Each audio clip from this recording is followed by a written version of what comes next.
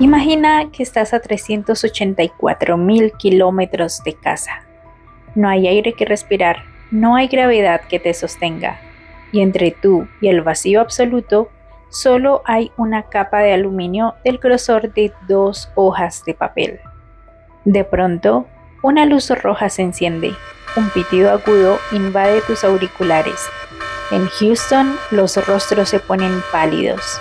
Saben que en el espacio, un error de un segundo no es un contratiempo, es una tumba eterna.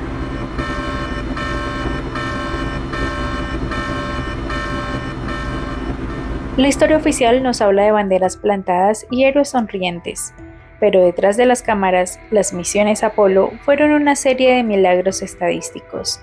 Hoy vamos a explorar el lado oscuro de la carrera espacial, las misiones que estuvieron a punto de convertirse en tragedias televisadas a nivel mundial. Desde computadoras que colapsaron en el momento más crítico, hasta sonidos inexplicables en el lado oculto de la Luna. Prepárate, porque lo que estás por escuchar te hará cuestionar si realmente teníamos permiso para estar allí. Las misiones lunares que casi terminan en tragedia. Misión Apolo 11. El aterrizaje que casi no ocurre. Es el 20 de julio de 1969. El mundo entero está conteniendo la respiración. Neil Armstrong y Buzz Aldrin se han separado del módulo de mando y están a bordo del Eagle. En este momento están iniciando el descenso final hacia el mar de la tranquilidad, la superficie lunar. Todo parece ir perfecto, hasta que la tecnología más avanzada de 1969 decide rendirse. A tan solo 10.000 metros de la superficie lunar, la misión espacial de 2026 llegó a 4.000 millas de distancia de la Luna. Por supuesto, el objetivo de esta misión era diferente, pero para 1969 el plan era alunizar.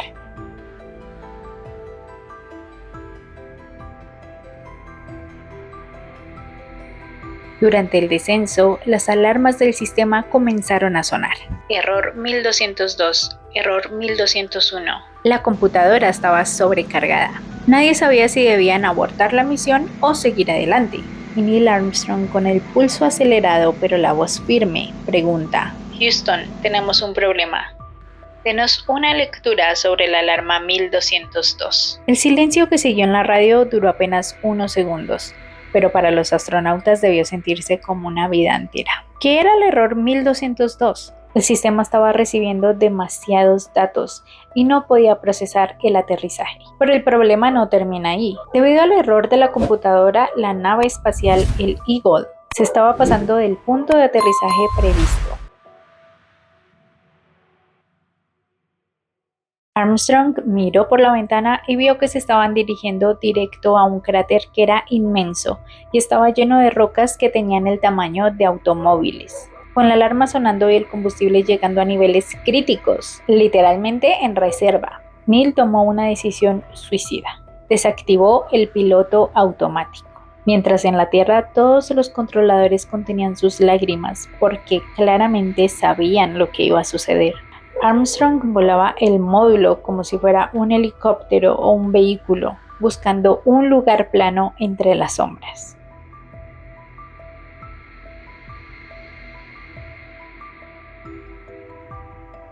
Houston, Tranquility Base here. The Eagle has landed.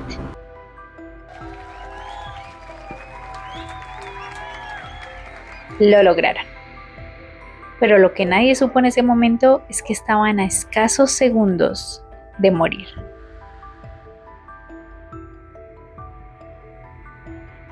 Cuando finalmente aterrizaron, solamente quedaban 25 segundos de combustible. Tan solo un suspiro más y esta nave Eagle hubiera sido un ataúd de metal en el espacio exterior.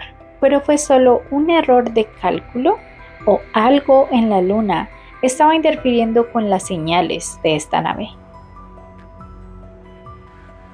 Básicamente, para salir de la Tierra necesitaron el cohete más grande del mundo, que era el Saturn V. Como en la Tierra tenemos la gravedad y varias capas de la atmósfera, para poder salir de la Tierra el cohete tiene que luchar contra la resistencia del aire, es decir, como atravesar una capa de melaza. Y como por el contrario en la Luna hay vacío total, es mucho más fácil el despegue. Y como la gravedad de la Luna es mucho menor que la de la Tierra, es tan solo una sexta parte. Cualquier objeto necesita menos fuerza para escapar de esa atracción. Y cuando el Apolo 11 llegó a la Luna, únicamente tenían 25 segundos de combustible. Y naturalmente muchos nos hacemos la pregunta de cómo regresaron. Pues básicamente el secreto para regresar consistía en un cohete de 2 etapas. Cuando ellos se quedaron sin combustible, es decir, esos 25 segundos restantes, se referían a que ese combustible era únicamente para el alunizaje, es decir, estos motores únicamente se empleaban para frenar la caída en el espacio, es decir, en la superficie lunar, básicamente para frenar la nave. Entonces el módulo lunar Eagle básicamente eran 2 naves en una. Para la parte del descenso es esa parte de la nave que tiene 2 patas, la que sale en todas las fotos. Y esta parte se quedó en la luna para siempre, es decir, todavía está allá. Y a su vez, esta parte servía como la plataforma de lanzamiento para la parte más pequeña del Eagle. Entonces, para irse, los astronautas se subieron a la cabina, que era el lugar en el que hicieron todo el viaje. Y esta parte tenía su propio motor independiente y su propio tanque de combustible. También ya en esta última etapa de la misión, la nave iba mucho más ligera. Ya no tenían el combustible de bajada, ni las patas de aterrizaje, ni todo el equipo pesado que necesitaba la nave para llegar hasta allá. Así que básicamente era una lata de soda, de refresco o de gaseosa como lo conocemos en Colombia, con un motor. El inconveniente fue que cuando los astronautas se preparaban para despegar de la Luna, se dieron cuenta que el interruptor del motor de ascenso estaba roto. Accidentalmente alguno de los dos lo había golpeado con el casco. Si este motor no encendía, ellos se quedarían allí para siempre. Así que Buzz Aldrin conservó la calma e intentó hallar una solución. Agarró un bolígrafo y con la punta intentó presionar ese interruptor y funcionó. Así que para llegar a la Tierra, una vez que la cabina despegó, la acoplaron con el módulo de mando donde los esperaba el tercer astronauta Michael Collins, mientras él orbitaba la Luna. Pasaron las muestras de roca hacia ellos mismos a la nave principal y luego pudieron encender el motor principal del módulo de mando para poder salir de la órbita lunar y enfilar esta nave hacia la Tierra. Y esto es muy interesante porque realmente no necesitan todo el motor para hacer todo el viaje. Básicamente cuando ya están cerca de la Tierra, pues esa gravedad los succiona. Y en el momento que necesitan hacer correcciones pequeñas es cuando utilizan los motores. Apolo 13, la misión que se convirtió en supervivencia. 13 de abril de 1970, a las 21:07 horas. La misión del Apolo 13 Mission parecía rutinaria. Otra misión lunar más, otro viaje exitoso. Pero entonces algo explotó.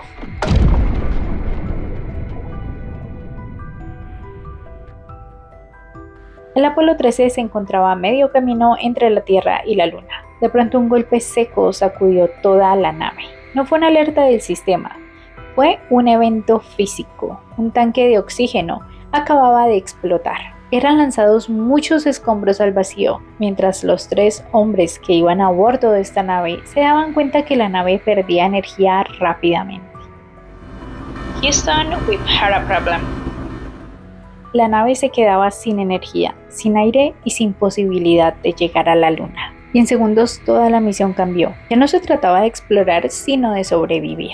Entonces los astronautas Jim Lovell, Jack Swigert y Fred Haise quedaron atrapados en el espacio en una nave que se estaba apagando lentamente. Ya no tenían suficiente oxígeno ni energía y estaban con temperaturas cercanas al congelamiento. Muchos se preguntan por qué el número 13 de la misión. Esta misión despegó a las 13 horas 13 minutos hora de Houston y la explosión ocurrió un 13 de abril. La única opción que tenían los astronautas era usar el modo lunar como salvación, como un bote salvavidas improvisado. Pero incluso este módulo no estaba diseñado para 3 personas y menos en esas condiciones. El dióxido de carbono comenzó a subir y si no encontraban una solución, morirían lentamente asfixiados. Imagina el frío. Las temperaturas bajaron tanto que el agua se congeló en las paredes, pero lo peor fue el enemigo invisible, el dióxido de carbono. Estaban respirando su propio veneno. Desde la Tierra, los ingenieros hicieron algo asombroso. Construyeron un filtro improvisado con los materiales que los astronautas tenían a bordo. Utilizaron cinta adhesiva, plástico y cartón. Y funcionó. Después de días sin saber si habían sobrevivido o no, la cápsula regresó a la Tierra. La misión falló, pero los astronautas vivieron. Y hasta hoy es considerada una de las mayores hazañas de supervivencia en la historia. Apolo 10.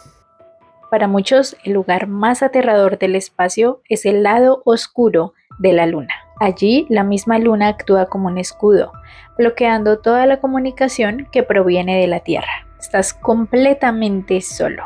En 1969, los astronautas del Apolo 10 entraron en esta zona de silencio radiofónico. Repentinamente en sus auriculares, los astronautas comenzaron a escuchar un sonido. Era un silbido rítmico, que claramente no era estática común. Era una especie de silbido ondulante que ellos mismos describieron como música del espacio exterior. Y esto se plasma en las transcripciones desclasificadas de los astronautas.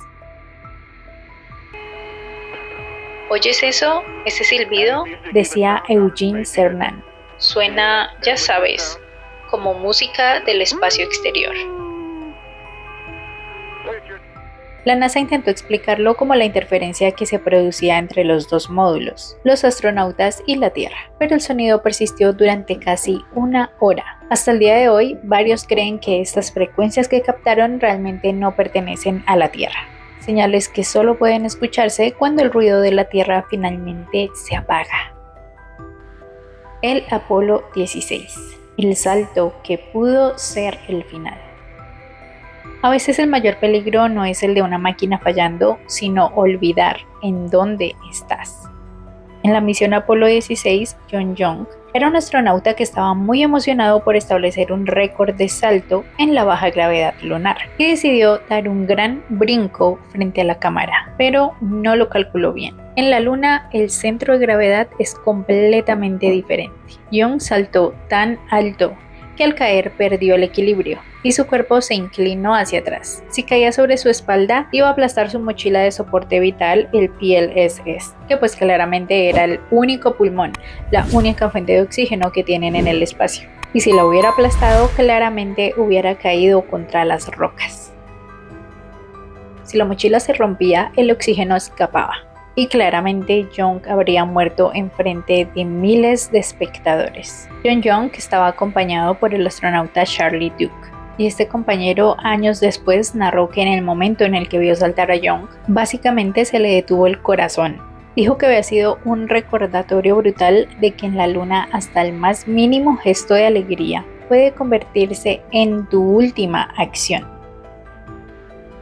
Y yo siempre tengo muchas preguntas respecto a estos temas espaciales. Por ejemplo, ¿por qué tardamos 50 años en regresar a la Luna? Pues realmente esto está muy ligado a la política y al dinero principalmente. Durante la Guerra Fría, en los años 60, la Luna no era solo ciencia, se trataba de una guerra por explorar y conquistar nuevos espacios. En ese momento, Estados Unidos invertía el 5% del presupuesto nacional en la NASA para ganarle a la Unión Soviética. Y lo que sucedió es que cuando Estados Unidos ganó esta carrera, el interés político desapareció y la NASA dejó de recibir el 5%. Actualmente reciben menos del 0,5% de este mismo presupuesto nacional. Y como se dieron cuenta que ir a la Luna era tan costoso y tan arriesgado, la NASA decidió enfocarse en la órbita terrestre baja. Básicamente en este momento comenzaron a construir los transbordadores espaciales y también la Estación Espacial Internacional con el objetivo principalmente de aprender a vivir y a sobrevivir en el espacio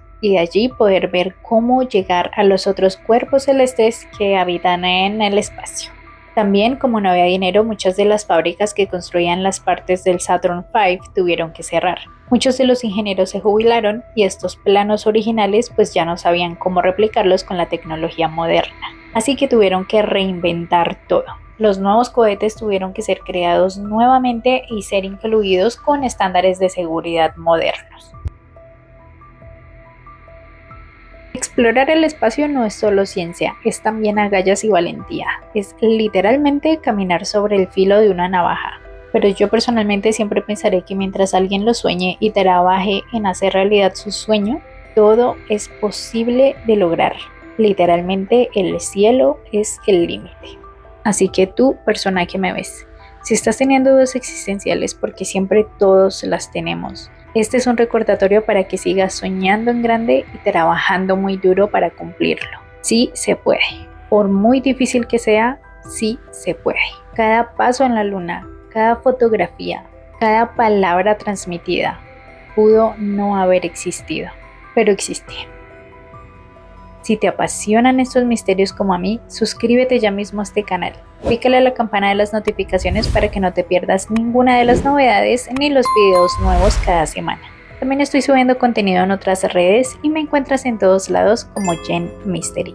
Si tienes más preguntas del espacio o quieres ahondar más en estos temas, déjamelo saber en los comentarios. A mí me fascina investigar sobre todo esto.